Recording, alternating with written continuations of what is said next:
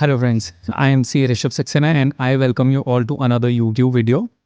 So as you all know कि tax filing season for the assessment year 2024-25 that is financial year 2023-24 is on और income tax returns file करने की last date है 31st जुलाई 2024 और अगर अब तक आपने अपनी इनकम टैक्स रिटर्न फाइल नहीं की है तो आप बिल्कुल ठीक वीडियो पर हैं। आज की वीडियो में हम बात करेंगे कि ऐसी कौन सी कॉमन मिस्टेक्स हैं जो लोग यूजुअली करते हैं अपनी इनकम टैक्स रिटर्न्स फाइल करते वक्त और वो मिस्टेक्स आप कैसे बच सकते हैं उन मिस्टेक्स से और अपनी इनकम टैक्स रिटर्न को करेक्टली फाइल कर सकते हैं। तो पूरी वीडियो देखिएगा, स्किप मत कीजिएगा। हो सकता है कोई एक मिस्टेक आप भी कमिट कर रहे हो और वीडियो देखने से आप उस मिस्टेक से बच जाएं। तो वीडियो को शुरू करते हैं इस छोटे से इंट्रो के बाद।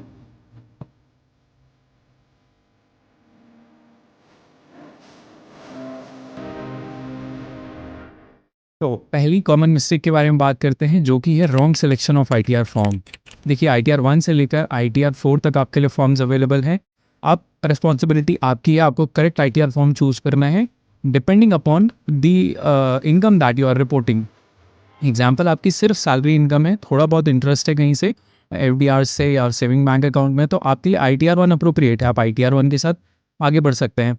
पर यही अगर आपके पास ITR के साथ साथ कुछ हाउस प्रॉपर्टी की इनकम भी है, कोई रेंटल इनकम आपको हो रही है, तो वहाँ पर ITR 1 काम नहीं करेगी, फिर आपको ITR 2 के लिए जाना पड़ेगा। ऐसे ही अगर आप अपना बिजनेस इनकम को प्रिजम्पटिव बेसिस पे सेक्शन 44 AD या प्रोफेशनल्स 44 AD में रिपोर्ट करना चाहते हैं तो उन्हें ITR 4 भरना है। बट यही बिजनेस अगर आप proper profit and loss account के साथ फाइल करेंगे तो आपको ITR 3 फाइल करना है। तो आपको ITR फॉर्म्स की बिल्कुल ठीक नॉलेज होनी चाहिए, जिसके लिए आप इंटरनेट पर सर्च कर सकते हैं या फिर मैं तो सजेस्ट करूंगा कि आप अपने टैक्स कंसल्टेंट या अपने चार्टर्ड अकाउंटेंट से ज़रूर बात करें इस बारे में और उनसे सही सलाह लेकर करेक्ट ITR फॉर्म चुनें। जी, तो इसके बाद एक और कॉमन मिस्टेक के बारे में बात करते हैं जो कि है अपने form 26 AS, AIS and TIS, 3 important documents जो आपको इनकम टैक्स की वेबसाइट पर ही मिलेंगे, इनको रिकनसाइल ना करना with your income tax return before filing it. आपको इन 3 डॉक्यूमेंट्स को बहुत इंपॉर्टेंस देनी है जब आप अपनी इनकम टैक्स रिटर्न प्रिपेयर कर लें। उसका डेटा आप इन तीनों फॉर्म्स के साथ ज़रूर कंपेयर करें, रिकनसाइल करें कि जो जो इनकम आपने अपनी इनकम टैक्स रिटर्न में डिस्क्लोज़ की है वही income AIS, TIS and 26 AS में रिफ्लेक्ट हो रही है या नहीं।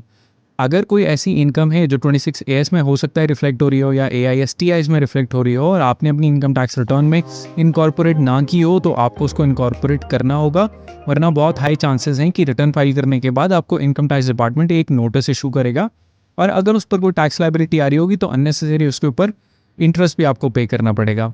सो मेक श्योर कि आप इन 3 डॉक्यूमेंट्स को अपने सामने रखें और अपनी इनकम टैक्स रिटर्न के साथ ज़रूर रिकनसाइल करें। एक और कॉमन मिस्टेक है कि अपनी पर्सनल इन्फॉर्मेशन को एक बार रीचेक ना करना before filing your income tax return. Personal information जैसे कि mobile phone number, email ID या एड्रेस, वो इम्पॉर्टेंट कम्युनिकेशन के ज़रिए जिससे इनकम टैक्स डिपार्टमेंट आपके साथ कम्युनिकेट कर सकता है, वो आपको करेक्ट फाइल करने होंगे in your income tax return so that if in case income tax return issues any intimation और नोटिस टू यू, आप वो नोटिस या इंटीमेशन आप तक पहुंच जाए।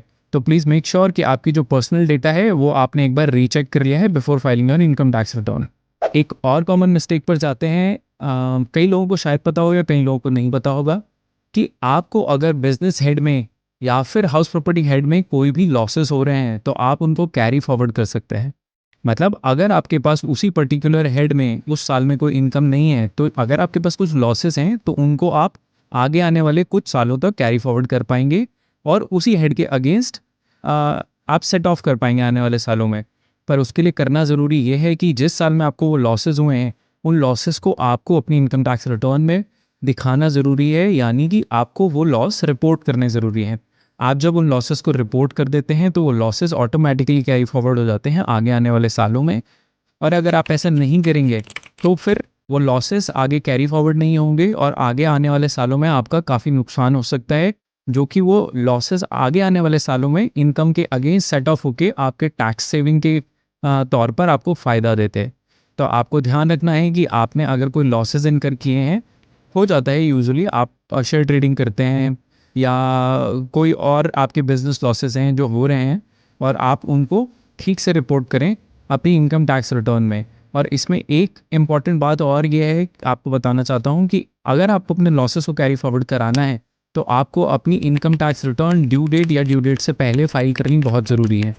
आप अगर ड्यू डेट के बाद अपनी इनकम टैक्स रिटर्न फाइल करते हैं बिलेटेड, तो उस केस में आपको आपके लॉसेस का कैरी फॉरवर्ड नहीं दिया जाता, तो वो भी एक नुकसान हो जाता है। तो ये भी आपको मेक श्योर करना है कि आप अपनी income tax return due date या ड्यू डेट से पहले फाइल कर रहे हैं। तो एक और कॉमन मिस्टेक के बारे में बात करते हैं, वो है अगर आपने अपनी इनकम टैक्स रिटर्न प्रिपेयर की और आपने देखा कि आपको कुछ टैक्स लायबिलिटी आ रही है, यानी आपने टीडीएस का क्लेम लेने के बाद कुछ टैक्स अभी भी आपको गवर्नमेंट को पे करने पड़ेंगे, तो उसके लिए आप एक चालान भरते हैं सेल्फ असेसमेंट टैक्स पे करने के लिए। तो आपको वहाँ पर ये इंश्योर करना इम्पॉर्टेंट है कि आपने वहाँ पर सही असेसमेंट ईयर सेलेक्ट किया है, सही हेड में आप टैक्सेस पे कर रहे हैं। अदरवाइज़ वो चालान अगर आपने गलत असेसमेंट ईयर भर के फाइल कर दिया तो उस पर्टिकुलर असेसमेंट ईयर के लिए जिसकी आप रिटर्न प्रिपेयर कर रहे हैं वहाँ पर आपको उस टैक्स का क्रेडिट नहीं मिलेगा, तो आपकी डिमांड फिर से आ सकती है। हालांकि उसमें चालान करेक्शन होता है, पर फिर वो एक लेंथी प्रोसेस हो जाएगा और एक बर्डनसम प्रोसेस होगा आपके लिए। So please avoid such mistakes, चालान को ठीक से फाइल कीजिए। और अगर आपको किसी भी प्रकार की कोई डिफ़िकल्टी है तो better take help of an expert, a chartered accountant और a tax professional. Income tax returns के साथ कभी कभी कुछ फॉर्म्स फाइल करना बहुत ज़रूरी होता है। कई लोग इस चीज़ से अवेयर नहीं होते और कई लोग ये करना भूल जाते हैं। कई फॉर्म्स ऐसे हैं जो आपको इनकम टैक्स रिटर्न फाइल करने से पहले फाइल करने हैं। तो आपको बहुत ध्यान रखना होगा कि अगर आप फॉर एन एग्जांपल सैलरी में आपको कुछ अरियर्स मिले हैं, अरियर्स के लिए आप सेक्शन 89 में डिडक्शन क्लेम करना चाहते हैं, तो आपको फॉर्म 10E फाइल करना है before filing your income tax return. अगर आप ऐसा नहीं करते हैं तो आपको सेक्शन 89 की relief which is arrear of for salary नहीं मिलेगी और आपका बड़ा नुकसान हो सकता है। तो आपको इंश्योर करना है कि आपने 10E फाइल किया है before filing your income tax return. In the very same way, अगर आप जैसे इस साल के लिए जो न्यू टैक्स रिजीम है वो डिफ़ॉल्ट है, और अगर आपको ओल्ड टैक्स रिजीम में जाना है तो पहले आपको फॉर्म 10IE फाइल करना होगा। तो अगर आप अपनी रिटर्न ओल्ड स्कीम में फाइल करना चाहते हैं तो आपको पहले फॉर्म 10IE फाइल करना है और उसके बाद ही अपनी इनकम टैक्स रिटर्न फाइल करनी है। तो आपको ये मेक श्योर ज़रूर करना है कि जहाँ पे भी एप्लीकेबल अगर कोई फॉर्म्स हैं तो वो फॉर्म्स आप पहले फाइल करें, उसके बाद अपनी इनकम टैक्स रिटर्न फाइल करें। अब इसके बाद एक और बहुत ही कॉमन मिस्टेक के बारे में बात करें तो वो है अपनी इनकम टैक्स रिटर्न को वेरीफाई करना भूल जाना। बहुत सारे लोग ये गलती करते हैं, इसकी वजह से आपकी रिटर्न जो है वो अमान्य हो जाती है और आपकी उस पर्टिकुलर असेसमेंट ईयर के लिए रिटर्न ऐसी मानी जाती है जैसे फाइल ही ना की गई हो। तो क्या है वेरिफिकेशन? जैसे ही आप इनकम टैक्स रिटर्न फाइल कर लेते हैं तो आपको अपनी रिटर्न को वेरीफाई करना होता है, या तो EVC के थ्रू या फिर आधार OTP के थ्रू या फिर DSC के थ्रू। मोस्टली लोग आधार OTP यूज़ करते हैं।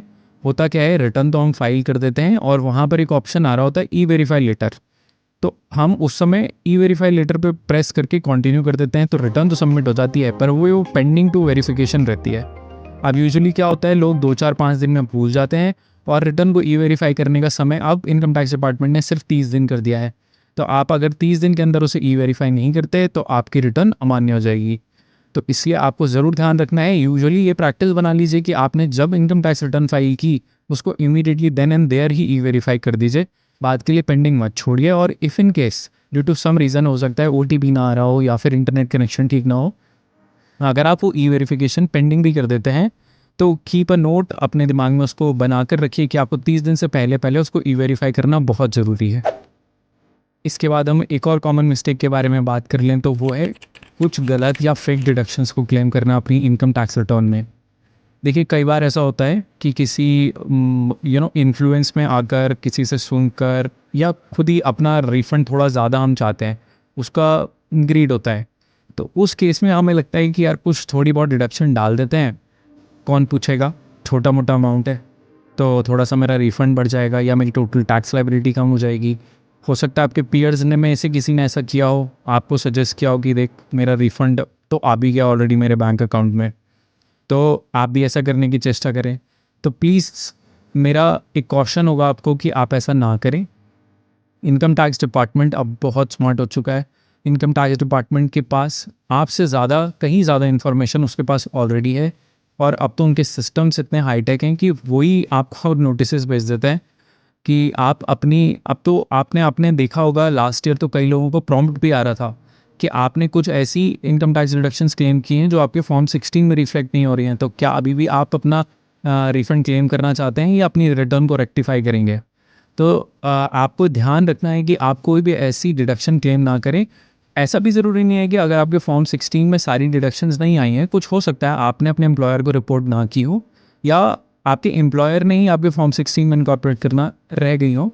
तो इस केस में आपकी जो जेन्युइन डिडक्शन है वो आप ज़रूर क्लेम कीजिए, ऐसी डिडक्शन जिसमें आपने रियल कंट्रीब्यूशन किया है और आपके पास उस डिडक्शन के लेजिट प्रूफ्स हैं। तो आप ऐसे डिडक्शंस को ज़रूर क्लेम कीजिए। पर अननेसेसरी डिडक्शंस जो आपको पहले से पता है, आपके पास प्रूफ्स नहीं है, आपने कंट्रीब्यूट नहीं किया, आप प्रूफ प्रेजेंट नहीं कर पाएंगे इफ़ आस्क्ड फॉर, तो ऐसी डिडक्शंस को प्लीज़ बिल्कुल भी क्लेम मत कीजिए। एग्जाम्पल देता हूँ, आजकल डिपार्टमेंट सेक्शन 133(6) में भी आपसे प्रूफ्स कॉल फॉर कर सकता है। और इस केस में क्या होता है कि नोटिसेस आते हैं यूजुअली 1 साल 2 साल बाद, और वहाँ पर आपके पास फिर ऑप्शन बचता है कि आप ITR यू फाइल करो और वहाँ पर 25 से लेकर 50% तक की penalty over the tax amount आपको पे करनी पड़ सकती है। तो प्लीज़ सेफगार्ड योरसेल्फ। अगर आपके जो भी जेन्युइन टैक्सेस हैं वो पे कीजिए, जितना जेन्युइन रिफंड बनता है सिर्फ उतना ही क्लेम कीजिए। अननेसेसरी डिडक्शंस को क्लेम करने की कोशिश मत कीजिए। Last mistake but not the least, that is ignoring the professional help. देखिए, अगर आपको अपनी इनकम टैक्स रिटर्न फाइल करने में किसी भी प्रकार की समस्या आ रही है, आप किसी प्रोविजन से फेमिलियर नहीं है, ऑब्वियसली कई लोग इनकम टैक्स एक्ट जिन्होंने नहीं पढ़ा है वो उतने फेमिलियर नहीं होंगे और इंटरनेट पर सर्फिंग करने के बाद भी आपको क्लैरिटी नहीं मिल पा रही है, तो प्रोफेशनल हेल्प को इग्नोर मत कीजिए। एक अच्छे चार्टर्ड अकाउंटेंट या फिर टैक्स प्रोफेशनल से मिलिए और अपने क्वेश्चंस पूछिए, क्वेरीज पूछिए। हो सकता है वो छोटी सी कंसल्टेंसी आपको आने वाले किसी इनकम टैक्स नोटिस या फिर पेनल्टी से बचा जाए। तो अगर आपको किसी भी तरह की कोई डिफ़िकल्टी है तो please consult your tax professional और a chartered accountant. So that was it for the today's video. I hope आपको वीडियो इंसाइटफुल लगी होगी, और अगर आपको लगता है कि इस वीडियो को टाइम देना वर्थ इट था तो वीडियो को ज़रूर लाइक कीजिएगा। और इस वीडियो को शेयर कीजिएगा अपने फैमिली एंड फ्रेंड्स में, उन लोगों के साथ जो इनकम टैक्स रिटर्न फाइल करने जा रहे हैं या फ्यूचर में करेंगे, ताकि वो भी इन मिस्टेक्स को अवॉइड कर सकें।